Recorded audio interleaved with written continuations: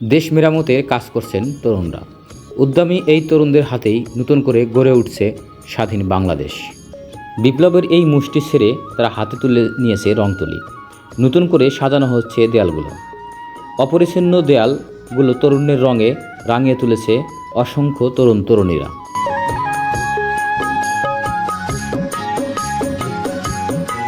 আসলে বিপ্লবটা কি? গত এক যুগের বেশি সময় ধরে এই প্রশ্নের উত্তর কেউ খুঁজে পাচ্ছে না। এবার মিলেছে জবাব। বিকল্প আর কেউ নয়, আমি, তুমি আর আমরা। এটি হচ্ছে রংপুর ডিসির মোড়। আজকের বর্তমান চিত্র। অসংখ্য তরুণ তরুণীরা তাদের মনের মাধুর্য দিয়ে লিখতেছে 24-এ নতুন করে পাওয়া এই বাংলাদেশ। সেখানে কেনই বা থাকবে অপরিচ্ছন্ন? তাই তরুণরাই হাতে তুলে নিয়েছে দেশ সংস্কারের দায়িত্ব। দেয়ালে ছড়িয়ে থাকা অগোছালো চিন্তাগুলোকে রং তুলি দিয়ে মনের মাধুরী মিশিয়ে এক সুতোয় বাঁধার প্রয়াস দেখাচ্ছেন আমাদের রংপুর শহরের তরুণ তরুণীরা।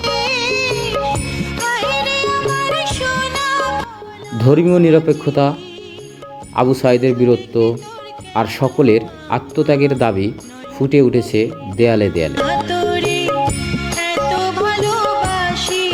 এই তো কদিন আগেও ছিল দেয়ালের সাথে রক্তের দাগ, ছিল ছাত্রদের নানামুখী দাবি এবং বিভিন্ন রকম ক্ষোভের বহিঃপ্রকাশ। আর এখন সেই দেয়ালগুলোই কতই না রঙিন। সব কিছুই যে সময়ের সাথে পাল্টে যায়, তারই এক বিশাল প্রমাণ।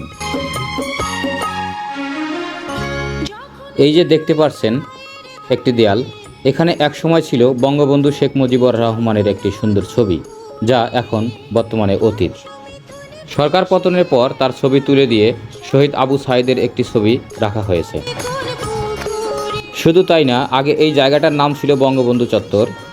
সরকার পতনের পর এই জায়গাটির নামকরণ চেঞ্জ করে এখন বর্তমানে স্বাধীনতা চত্বর নামে ঘোষণা করা হয়েছে।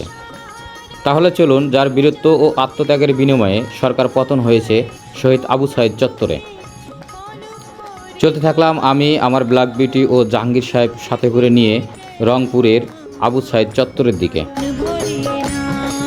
এই আবু সাঈদ চত্বরটি অবস্থিত রংপুর পার্কের মোড়ে, যা আগের পূর্ব নাম ছিল পার্কের মোড়।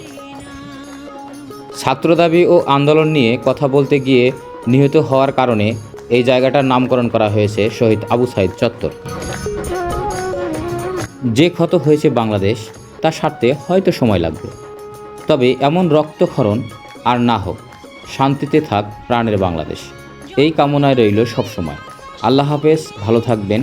দেখা হবে অন্য কোনো একদিন।